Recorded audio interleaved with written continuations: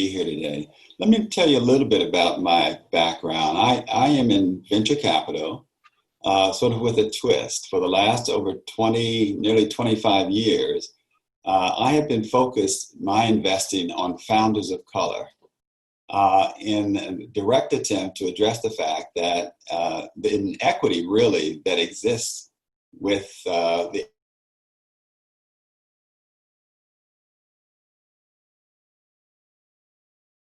just this year has a focus not only on founders of color, but women as well. So that's my background. I'm resident of Boston for over 35 years. And I'm a member of the SBN Mass Board of Directors as well. What I want to share with you today, I want to sort of ground us really, as I think about the topic of surviving and thriving in our economic world today. That's a scary proposition. And so how do you do that? Survive and thrive also in the context of pursuing racial equity. And so I don't have a magic wand for that, but I think that I'd like to give us some grounding as to where we should start with that question, because many of you from all around the country, I don't have a specific prescription. Others will give you that. I want to give you a mantra and some principles. And that mantra is that we are all in this together. We're all in this together. And I have three guiding principles that I want to share with you. The first is that in surviving and thriving and pursuing racial equity, we need to share our privilege. Now, what do I mean by that? I'm going to give you a personal example through a story of how sharing of privilege affected me. When I was in my early part of my senior year in high school, I lived in a community, I grew up in a community that was all Black, middle class, and went to schools that were all Black. My teachers were all Black. My total life experience had been about being a person of Blackness. And so that fall of my senior year, when I was invited to, or requested to go to the principal's office, it was a little scary experience because I was a good student, I was a good athlete. I wonder why she was calling me to the office. And so I got there, and the principal introduced me to this young, but maybe late 20s, white man who had appeared in her office door. She made the introduction and left. Then the young man there, whose name was Pete Hart, introduced himself to me and said, "I'm a volunteer for Harvard recruiting." Today, I broke away from my group that usually goes to the other high schools and decided on my own I was going to go to the Black high school. And so I just showed up today and asked the principal if I could see the top 3 students in the school, and I was number 3. We didn't talk very long, but Pete said to me, "We're going to have a citywide reception for Harvard, and I'd like for you and your parents to attend. I don't live here, but I'll come back for the reception." So my father and I went about a month later, and we were the only Black folks there. Pete Hart did come back. He made sure we felt comfortable in that room. And at the end of that, he said, "I want you to apply to Harvard." Now, there was some good reason for it. I was tracking well to be a National Merit Scholar. I was on my way to receiving a full athletic scholarship in football to Ohio State. But I had no thought about applying to an Ivy League school. No one in my high school had ever gone to an Ivy League school. And so I applied. I was accepted.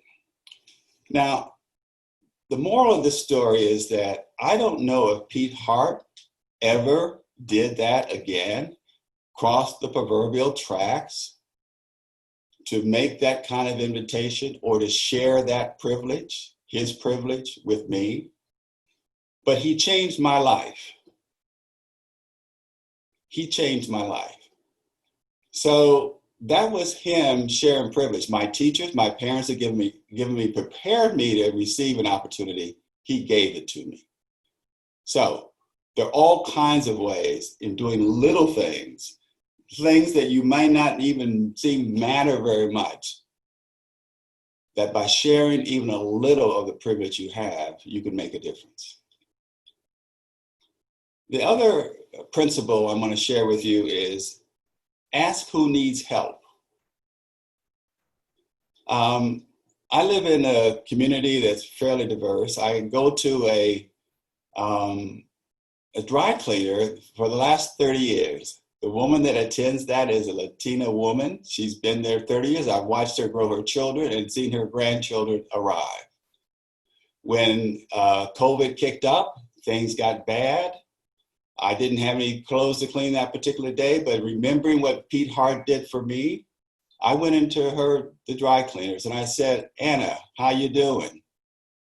And of course, she said, I'm doing fine. I'm doing fine. And I didn't believe her. So I put a $100 bill on the counter and said, "This is for you." And she said, "Of course, I can't accept that. I can't accept that." I said, "You must accept that." And she cried. Ask who needs help. The third principle I would share with you is if you need help, ask for it. Anne wasn't prepared to ask for it. She needed that help. And there'll be people out there who are willing to help you if you let them know you really need it. So if we can follow those principles, share our privilege, ask who needs help, and ask for help, I think we would be well on our way to really following the mantra which I suggested, which is that we are all in this together. So that's my message to you. And I think it's my job to introduce our next guest speaker, who is an amazing person, Segun Idowa. And if I mispronounced your last name, forgive me, Segun. But Segun, you have probably read about in his bio. And if you have, you know that he is a graduate of Morehouse, a Phi Beta Kappa graduate of Morehouse. You know that he's a son of Boston, where he was raised here. He's been an active member of our community, both politically. If you dug a little deeper and went and Googled him, you'd find that the Boston Globe has written much about him recently. And one of the headlines for an article about him read, "I want to see the next Black Wall Street in Boston." And you'll follow that in the article, where you'll see much in the way of praise for his leadership at the young age of only 31. But what you won't see, but what I want to add is that Segun is also a great guy. He is a great guy. So with that introduction, Segun, welcome to this conference. Well, good afternoon. Thank you very, very much, Adam. It's I remember having the opportunity to meet you last year, but hearing of your legend before meeting you, and so it is actually pretty humbling to even be introduced by you. It should be happening the other way around, but I'll get on Lori and Derek about that. But thank you very much, and I appreciated your comments prior to and ensuring that I myself will be focusing on why it's important for us to center racial equity. And so your comments are spot on. Before getting into that, I also want to thank Derek and the whole team at Amoeba, and of course, have to shout out and praise Lori Hamill and the Sustainable Business Network. They have been our eternal and enduring partners, particularly during this time. As I said earlier, I'm grateful for the opportunity to address all of you today. This is my second time.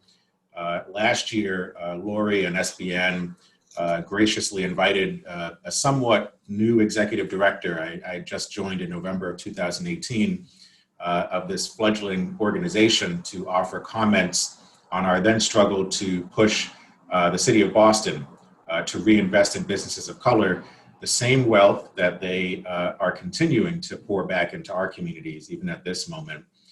At that time, we had exposed that in 2018, in a city where Black people make up close to a quarter of the population and all people of color make up more than half of the population here, less than 1% of Boston's discretionary spending went to minority businesses. And for the numbers people, that's $4 million out of $664 million. And so our approach to helping to identify the problem and then meet with Mayor Walsh and his cabinet members to offer and work on solutions was highlighted and shared at the conference last year. At the same time last year, our business members themselves were on a growth trajectory in their respective industries. They were on their way to being able to scale up, to hire more people from our communities, to help close the racial wealth gap and keep our families sustained. But today, we're meeting at a moment when all the news reports that more than half of Black-owned businesses across the nation and more than 20% of Black and brown businesses here in Massachusetts have closed their doors for good. We're meeting at a time when business owners in my community and in my state are being forced to decide whether they must remain closed for the health of their community or open their doors for the well-being of their families. We're also meeting at an inflection point in our history, when the unhealed wounds of our nation are burst open and we're forced to reckon with the guilt of our past injustices and present-day atrocities. We're meeting at a time when Black and brown businesses are quite literally facing extinction. This is why, though the tenor of my comments today were supposed to focus on how local entrepreneurs of all backgrounds can thrive in this moment, I have to acknowledge that not all business owners or entrepreneurs are guaranteed to survive through this pandemic because of their background. Every day, we are bearing witness to the fact that, though this be a critical time for all of us, COVID-19 not only threatens Black and brown lives at disproportionate rates, but our livelihood as well. This pandemic has not affected us all equally. What feels like 7 years ago, in March of this year, we surveyed our more than 300 business members to have an understanding of how this pandemic was affecting their businesses. It must be noted at that time that the nation or our state were taking this virus seriously. We had not shut our doors at that time. We were still out and about. We were treating this like the problem of other nations. In fact, we had heard from the top on down that this was going to pass by us like the common flu. But even at that time, over 90% of our businesses were reporting that they had been somewhat to severely impacted by the virus. Over 60% reported experiencing supply chain disruptions. Over 60% said that they only had cash reserves to last up to 90 days, if at all. And almost half, at that time in March, early March, almost half of our business members indicated that they would need to lay off staff if they wanted to stay afloat. The pandemic has not affected us all equally. And so while we know that all small businesses and all entrepreneurs are facing immense obstacles at this moment, there's a segment of this population that was already facing these hurdles, for which the pandemic has only exacerbated. A rising tide does not lift all boats. In some cases, it subsumes them. That's why we have to be intentional in all of our efforts to center racial equity and eliminate historic harms. While the current federal administration has launched an assault on this notion of racial equity and addressing systemic racism, their own business policies have laid bare the need to do the opposite. When the CARES Act was passed earlier this year, our federal government created what was known as the Paycheck Protection Program. This program is meant to buoy our small businesses across the nation by providing emergency relief capital to help businesses maintain their payroll and pay off other operating expenses. However, because they took a race-neutral approach, because they did not center equity, because they assumed that all businesses were made equal, a majority of Black and brown businesses did not gain access to this program. In fact, the Center for Responsible Lending found that 95% of Black businesses and 91% of all minority businesses did not receive access to PPP loans in the first round. This is because Congress and the White House did not take into account that in order to apply for the PPP loan, you had to have a relationship with a commercial lender. Well, Black businesses in particular did not have this relationship because of that ideology, that insidious institutional practice known as systemic racism. When it comes to loans, Black people in particular are either consistently denied or consistently preyed upon. And so these relationships were either non-existent or tainted due to a history of repeated injuries. If it were not for organizations like Amoeba and SBN and others doing their duty to center equity in their advocacy work, we would have seen this same shameful statistic repeated in the second round of PPP. Here in Massachusetts as well, the story was the same. If it had not been for groups like List Boston and the Mass Association of CDCs and the Foundation for Business Equity, Commonwealth Kitchen, Amplify Latinx, BECMA, ICIC, so many others, dozens and dozens of community partners, lenders, and technical assistance providers, then the over 500 Black and brown businesses that we worked with would never have gained access to the over $5 million in PPP loans they now have to sustain their businesses and each other. This came from centering equity. Still further improving why our collective work to save small businesses have to continue to center equity, I take you to a report that came out in April of this year from the Brookings Institution. It found that after the Great Recession between 2007 and 2012, while total white businesses lost 1.6 million jobs, minority businesses helped to add 1.8 million jobs to the national economy. So it's clear from this alone that when we invest in Black and other minority businesses, not only do these communities thrive, but the entire economy is saved. But we have to understand that our community will not be able to play the part of savior this economic crisis if we are not intentional. Our gains in the second decade of this century were made entirely possible because of the industries that we inhabit. We are overrepresented in the sectors of retail, restaurants, hair care, personal care. But according to new studies, we know that these same industries will face the highest failure rates and will remain unstable for decades to come, precisely because these industries require in-person human contact. Well, just as banks were too big to fail back in 2007, so too are our small businesses.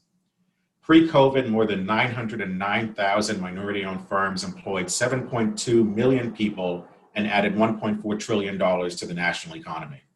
In Massachusetts alone, 13,000 minority-owned businesses employ 125,000 people and contribute billions of dollars to the state economy, of which we are now trying to fill in the holes. What this recent history and these figures tell us is that beyond grants and loans and lines of credit, the way to help sustain our businesses and ensure the growth of our economy is through commerce. After eliminating these barriers to capital and investment that existed prior to and during COVID, and who founders and leaders like Ed are helping to take us in a new direction, invest in founders of color, every business, corporation, every government entity must strive hard to do business with our people. It is this marketplace exchange of goods and services and talent and goodwill that's going to put our businesses, all of our businesses, in a position to grow and scale when this pandemic subsides. To do this, we must ensure that every policy, every idea, every practice, every program, every institution is framed and viewed and built and carried out through the lens of racial equity from this day and every day forward. We must trust the leadership of Black and brown people. We must follow the leadership of Black and brown people. We must invest in the leadership of Black and brown people. In the final analysis, we must come to see that the development of some communities cannot coexist with the underdevelopment of others. And so now is our opportunity to make it so, by investing in groups like BECMA, investing and following groups like the Black Business Network, investing and believing in groups like SBN and like Amoeba. I'll end here by leaving with a proverb that guides my work and my thinking every single day. It's a Chinese proverb that says that if you want 1 year of prosperity, grow grain. If you want 10 years of prosperity, grow trees. But if you want 100 years of prosperity, grow people. And so I'm looking forward to working with each and every one of you here, with Derek, with Lori, Nicola, Ed, and so many others to help ensure that as we're working to save our small businesses, we are working to center racial equity to ensure the prosperity of our communities, our Commonwealth, and our country for generations to come. I appreciate this opportunity to share with all of you, but I'm mostly looking forward to listening to what each and every one of you has to contribute today. Thank you. Thank you, Segun. That was very inspirational, and I look forward to working with you in the very near future. That was very, very powerful, and I want to thank you.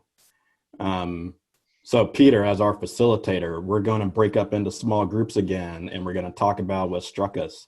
Peter, do you have a question that you would want to break us up into groups with? I would just ask people to say, where do you see something working? Because it's you're here to organize the gifts and the success of what is working and publicize that, in addition to all the suffering around us. So that's just my thought. Thank you. And Darren, I think we're ready to break up.